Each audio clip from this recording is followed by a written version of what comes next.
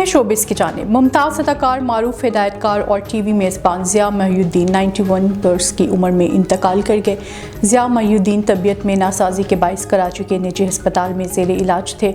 گزشتہ دنوں ضیاء محی الدین کو بخار اور پیٹ میں شدید تکلیف کے باعث ہسپتال داخل کیا گیا، جہاں پر الٹرا ساؤنڈ کے بعد معلوم ہوا ہے کہ ان کی آنکھ میں خرابی ہے، جس پر ان کی آنکھ کا آپریشن کیا گیا۔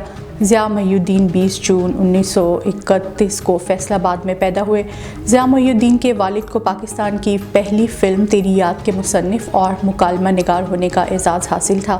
1962 میں انہیں مشہور فلم لارنس آف عربیہ میں کام کرنے کا موقع ملا، جس میں انہوں نے ایک یادگار کردار ادا کیا۔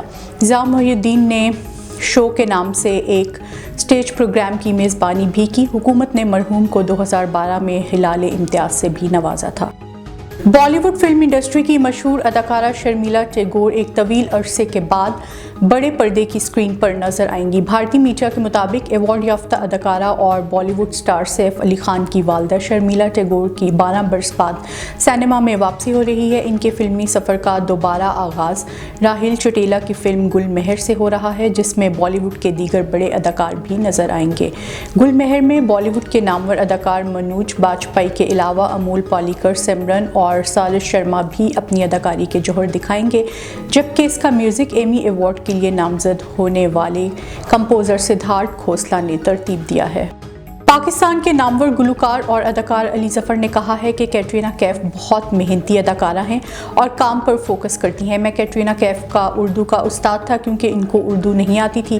پاکستان لٹریچر فیسٹیول کے دوران میٹ دی اسٹار سیشن میں گفتگو کرتے ہوئے معروف گلوکار کا کہنا تھا، جب فلم کے لیے بھارت گیا تو کیٹرینہ کیف کا اردو کا استاد میں تھا کیونکہ انہیں اردو نہیں آتی تھی۔ انہوں نے کہا کہ جس گھر میں میں پیدا ہوا وہ علمی گھرانہ ہے، ہمیشہ گھر میں پروگریسو گفتگو ہوتی تھی۔